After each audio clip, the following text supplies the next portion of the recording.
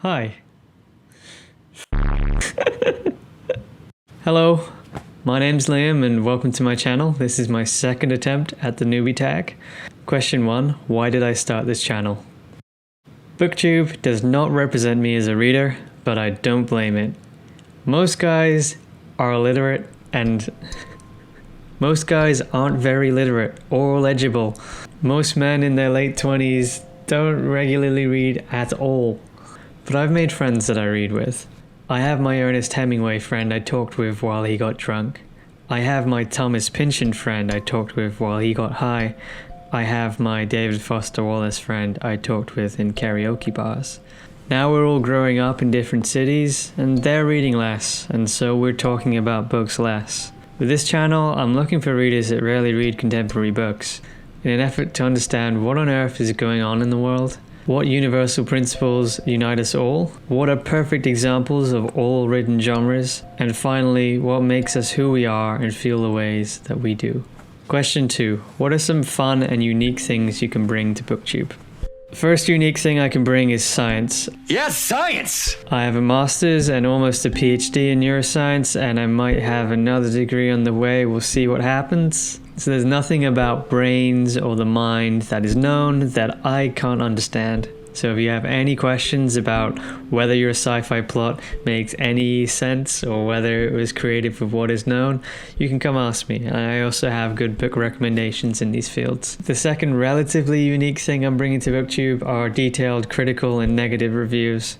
I want to stay sincere. There is a positivity bias in reviews on GoodReads and on Booktube that's making it hard to realize what a good book is, because every book is somebody's favorite. Censoring negativity impairs quality and makes us read books that we don't end up liking. I want to discover what makes a good book by understanding what makes a bad book. Discussion is impossible when we're all agreeing. One thumb thing I bring to Booktube is I can be pretty quirky. That might come across in my videos if I get comfortable enough. Another fun thing will be super secret until I have a big enough following, because it's going to require maybe thousands of people for one thing and 4 people for another.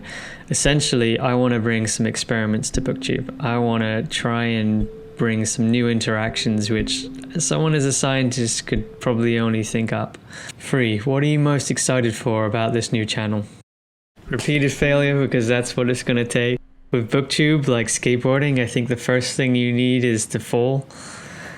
You need to make videos with 0 comments and 0 likes, and you have to be pumped for it.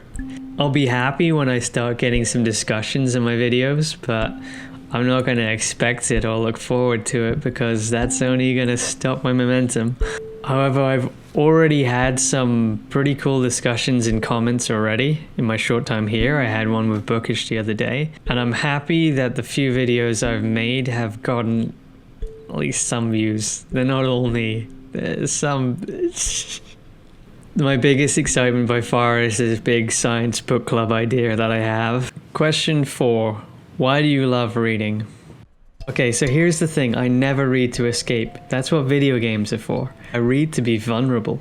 I read to recognize my faults in the eyes and hands of the characters on the page. I read to understand people and life experiences I don't know and I might not ever know, because I'm curious. As Soren Kierkegaard wrote, life can only be understood backwards but must be lived forwards. And writing is a way of putting backwards onto practice. So reading helps my future of being a better friend, lover, and parent, if we can go that far. I will forever love reading because frankly, I can't fall deeply asleep without a book. Question 5. What book series got you into reading? A series of unfortunate events by Lemony Snicket got me into reading because they're the only books I could connect with on any kind of level before high school, or sixth form we call it in England.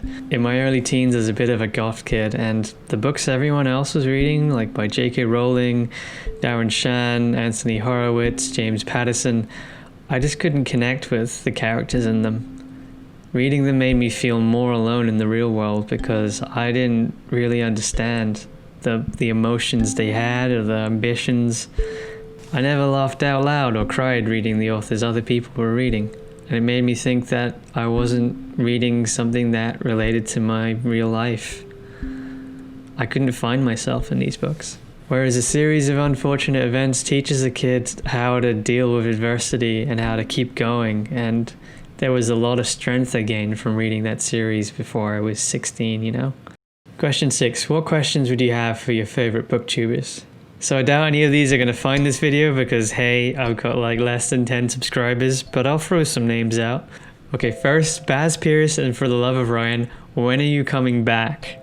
We need you. Climb the Stacks. What is the most similar style to Kurt Vonnegut you've read? You're the only person who seems as interested in Vonnegut as I am. Read with Cindy. When is the book coming out? Are you still working on it?